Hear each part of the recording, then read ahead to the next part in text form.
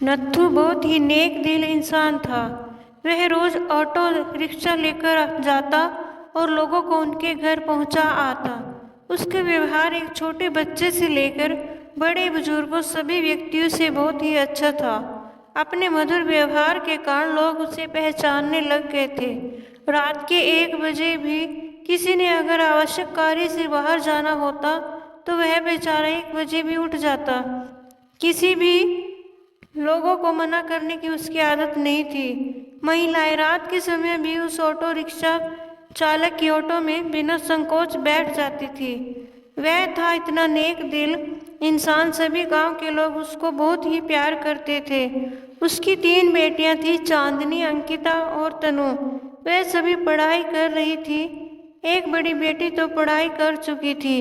उसने अपनी बेटी को 12वीं कक्षा तक पढ़ा दिया था। बाकी दोनों बेटियां शिक्षा ग्रहण कर रही थी। उसने अपनी बड़ी बेटी की शादी तय कर दी थी। भगवान का दिया उसके पास गुजारे लायक काफी था। ऑटो रिक्शा चालक ने अपनी बेटी का विवाह एक अच्छे परिवार में तय कर दिया था। उसके ससुराल वालों ने शादी की तारीख निश्चित कर दी थी। ऑटो रिक्शा चालक ने रात दिन मेहनत करके अपनी बेटी की शादी के रुपए जुटाए थे। उसने अपनी बेटी के गहने, कपड़े और शादी का सारा सामान खरीद लिया था। वह अपनी बेटी की शादी का इंतजार कर रहा था। वह एक दिन भगवान के मंदिर में पूजा करने चला गया था। वह मंदिर में पूजा कर कहने लगा कि हे भगवान, मेरी बेटी की शादी जल्दी ही होने जा रही है। अपनी बेटी की शादी का सामान खरीदने में मुझे कभी कोई कमी नहीं आई। आपकी दया से सब कुछ ठीक चल रहा है। सारा सामान भी आ गया है। खाने पीने का सारा सामान भी आ चुका है। शादी के 2-3 दिन रह गए थे। अपनी बेटी के पास जाकर बोला, मेरे पास देने के लिए ज़्यादा तो कुछ नहीं। मैंने तुम्हारे लिए थोड़े से गहने भी बनवा दिए हैं। तुम्हारी दोनों बहनों के हाथ भी पीले करने हैं। तुम्हारा हाथ एक अच्छे परिवार में दे रहा हूँ। लड़का अच्छी नौकरी करता है। तुम वहाँ पर कोई भी कमी नहीं रहेगी। बेटा, लड़की तो पराया धन होती है। उसे तो एक न एक दिन ससुराल जाना ही पड़ता है। बेटा, निराश न हो। आज मैं तुम्हें एक शिक्षा दे रहा हूँ।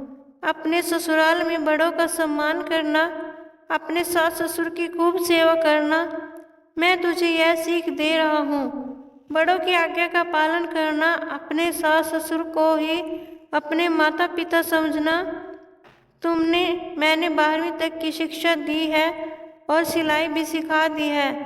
तुम्हारे ससुराल वाले अगर तुम्हें नौकरी करने देंगे तो करना, वरना हमारी मान मर्यादा का ख्याल रखना। बेटा, लड़की ससुराल में अपने सद्गुणों से सभी को अपना बना लेती है। सास ससुर तो तुझे डांट डपट करे तो सोच लेना तुम्हें तुम्हारे अपने माता पिता डांट रहे हैं। मेरी इज्जत का सम्मान करना। अपनी बेटी को समझाने लग गया था। समझाते समझाते उसकी आंखों में आंसू आ गए थे। घर में शादी का माहौल था। घर में रिश्तेदारों का तांता लग गया था। दिन को सभी लोग आ जाते थे। किसी को क्या पता था कि होने तो कुछ और ही खेल खेल रही थी। शायद वह उसकी परीक्षा ले रही थी। शादी के केवल 3 दिन बचे थे। रात को ऑटो रिक्शा चालक के घर में भयंकर आग लग गई। सभी लोग सो रहे थे। रात को उनका सारा घर आग की लपटों की चपेट में था। उनकी घर की छोटी बेटी अंकिता पानी पीने के लिए उठी। उसने देखा चारों ओर धुआं ही धुआं था। उसने दौड़कर अपने माता पिता को जगाया। तीनों बेटियां चिल्लाने लगी, आग आग, कोई हमें बचाओ। बड़ी मुश्किल से रिक्शा चालक ने पिछली बालकनी से जाकर एक डंडे के सहारे बालकनी से निकलने की कोशिश की। घर के सभी सदस्य बाल बाल बचे, लेकिन घर का सारा सामान आग की लपटों में खाक हो गया था। शादी का सारा सामान जलकर नष्ट हो गया था। चांदनी भी बेहोश हो गई थी। दोनों बहनें भी चक्कर खाकर गिर पड़ी थी। चांदनी को थोड़ा थोड़ा होश था। लोगों ने उन सबको बड़ी मुश्किल से बाहर निकाला। थोड़ी देर पहले जहाँ खुशियाँ छा रही थी वहाँ का दृश्य देखा भी नहीं जा सकता था। जो भी देखता उसकी आंखों से आंसू निकलते। बेचारा अब क्या करेगा, बिना शादी के ही बेटी रहेगी। दूल्हा तो अब उसे ब्याहने से रहा। कुछ लोग तरह तरह की बातें करते, जितने मुंह उतनी बातें। चांदनी दौड़ी दौड़ी अपने पिता के पास जाकर बोली, पापा आप निराश न हो। आपने इतनी मेहनत से मेरी शादी के लिए रुपया जोड़ा था। पापा आप जरा भी चिंता मत करो, मेरी किस्मत में यही लिखा था। आप निराश न हो। मुश्किल की इस घड़ी में हमें कमज़ोर नहीं पड़ना है। मैं आपका बेटा नहीं हूँ तो क्या हुआ, आपने बेटों की तरह हमारी परवरिश में कोई कमी नहीं रखी। हम तीनों बहनों को वह सब कुछ दिया जो आपसे बन पड़ा। तब तक दोनों बहनें अंकिता और तनु भी उठ गई थी। वह भी अपने पापा के पास जाकर खड़ी हो गई। पापा हम सब आपकी ताकत हैं, हम तीनों आपकी बेटियां नहीं बेटे हैं। आज से हम भी आपके साथ कमाएंगे।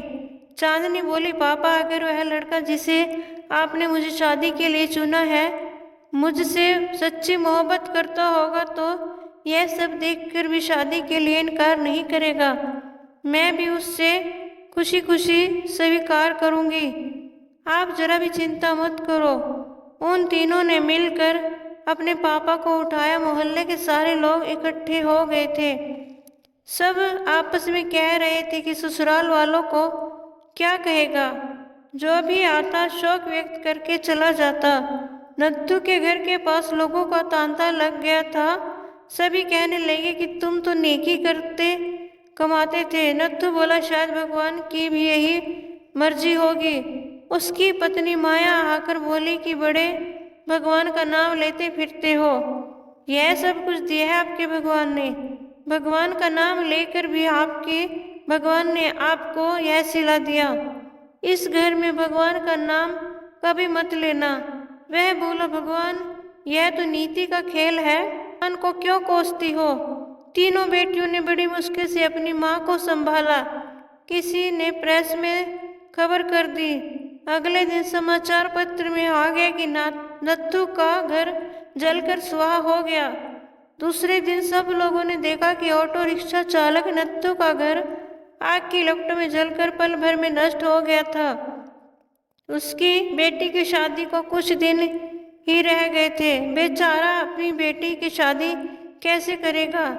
जिस किसी ने भी सुना वह आए बिना नहीं रह सके। जितने भी लोग उसको जानते थे सब के सब आकर ना जाने क्या क्या लाए। उसका घर उपहारों से भर गया। कोई जेवर लाया, कोई कपड़े, कोई राशन, कोई रुपए। जिन सभी नेताओं ने सुना सभी ने नत्थू राम की सहायता की। वह था ही इतना नेक इंसान, उसकी बेटी की शादी को भी भला कोई क्यों नहीं आता। शाम तक उसके घर में ना जाने कितने रुपए इकट्ठे हो चुके थे। जब तीनों बेटियों ने अपने पापा को सारे रुपए थमाए, उन सबको तो अपनी आंखों पर विश्वास ही नहीं हो रहा था कि जहाँ पर सब कुछ नष्ट हो गया था वहाँ पर उनके पास इतना रुपए इकट्ठा हो गया था कि वह बैठे बिठाए तीनों बेटियों की शादी आसानी से कर सकता था। भगवान जब देता है तो छप्पर फाड़ के देता है। उसने बड़ी धूमधाम से मंदिर में अपनी बेटी की शादी की। लोग आपस में कह रहे थे कि इस नेक दिल इंसान की सहायता भगवान क्यों नहीं करते। आज तो भगवान के चमत्कार पर सभी को विश्वास हो गया था। भगवान जो करता है अच्छा ही करते हैं। नत्थू राम की पत्नी आकर बोली, मुझे माफ़ कर दो। दोस्तों, मेरी यह वीडियो देखने के लिए आपका बहुत बहुत धन्यवाद।